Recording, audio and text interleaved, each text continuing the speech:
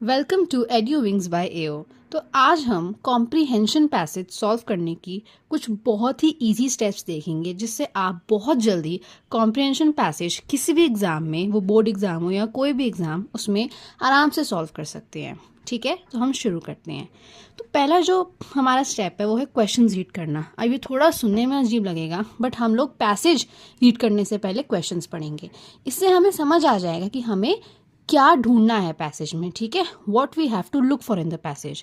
तो हम फटाफट बिना टाइम वेस्ट किए सारे क्वेश्चंस पढ़ लेंगे और समझेंगे कि हमें पैसेज में क्या चाहिए। ठीक है, नेक्स्ट हमारा स्टेप है टारगेटेड रीडिंग। अब टारगेटेड रीडिंग और नॉर्मल रीडिंग में फ़र्क क्या होता है कि अब हम एक टारगेट लेके चल रहे हैं, हमें पता है कि हम कुछ ढूंढ रहे हैं।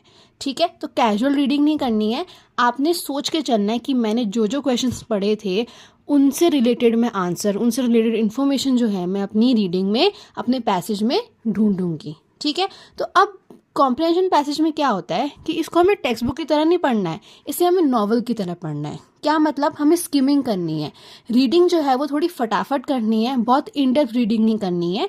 ठीक है, ताकि हमारा टाइम बचे और आप लेजर की तरह पढ़ो।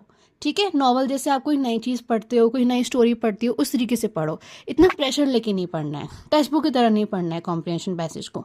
ठीक है, अब कुछ आंसर तो आपको टारगेटेड रीडिंग में मिल जाएंगे, अगर अलाउड हो आप उसे अंडरलाइन कर लो, नहीं अलाउड तो आप छोटी सी डॉट लगा लो। ठीक है, अगला है कीवर्ड। अब हमें जो आंसर टारगेटेड रीडिंग से नहीं मिले, हम वो कीवर्ड से ढूंढेंगे। कैसे? हम कीवर्ड जो है, क्वेश्चन में जो कीवर्ड है उसे आइडेंटिफाई करेंगे और वही सेम कीवर्ड जो है हम अपने पैसेज में ढूंढेंगे। ठीक है, तो जब वो कीवर्ड मैच होंगे, हम उसके जो आसपास की लाइन्स है, उसके आसपास की जो इन्फॉर्मेशन है, अपने आंसर में फटाफट से लिख देंगे। तो इस तरीके से हम कीवर्ड से ढूंढ सकते हैं। नेक्स्ट है वोकैबुलरी क्वेश्चंस। अब देखो, टारगेटेड रीडिंग और कीवर्ड से हम ऑलरेडी पैसेज समझ चुके हैं। ठीक है, एक ओवरऑल आइडिया ले चुके हैं, तो हमें इतनी मुश्किल नहीं होगी वोकैबुलरी क्वेश्चंस ढूंढने की।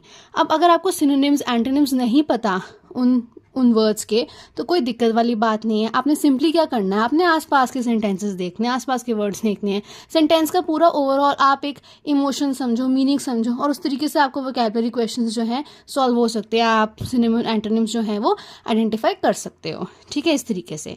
अब जो लास्ट स्टेप है वो एक टिप भी है एक तरीके से, कि आपको मैनेज करना है टाइम को।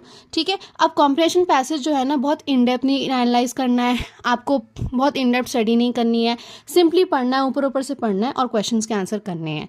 ठीक है, ओवर थिंक नहीं कर रहा है हर क्वेश्चन, हर लाइन पे। एक ओवरऑल जो पैसेज का मूड समझो, ओवरऑल जो एक आइडिया समझो पैसेज का। तो हर एक क्वेश्चन पे अटको मत, बिकॉज कॉम्प्रिहेंशन पैसेज पे अगर आप घुस गए तो आपका बहुत टाइम वेस्ट हो सकता है। तो कोशिश करनी है फटाफट निपटाने की। कोई एक आधा क्वेश्चन है जो आपको डाइसी लग रहा है, आप श्योर नहीं हो, उस पर आप बाद में आ सकते हो, उसको आप छोड़ सकते हो। ठीक है, बट ओवरऑल हर एक क्वेश्चन पे ओवर एनालाइज, ओवर थिंक करने की जरूरत नहीं है गाइस।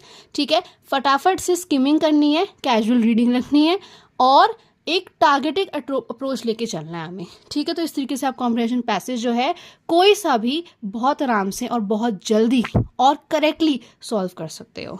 ठीक है, thank you guys and all the best.